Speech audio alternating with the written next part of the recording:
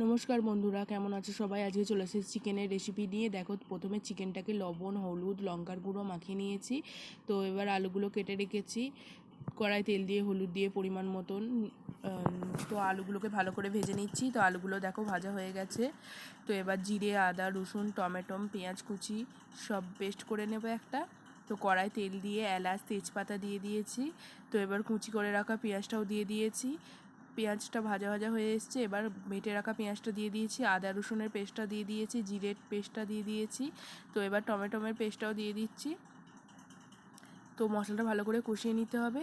লবণ, হলুদ, লঙ্কার গুঁড়ো দিয়ে দিয়েছি। তো মশলাটা একটু কষিয়ে নিই, তারপরে দিয়ে দিচ্ছি চিকেনটা দিয়েও একটু ভালো করে কষিয়ে নিতে হবে। তো আমি ভেজে রাখা আলুটাও দিয়ে দিচ্ছি, দিয়ে কষিয়ে নেব। তো দেখো কষানো হয়ে এসছে, এবার জল দিয়ে দিচ্ছি পরিমাণ মতন।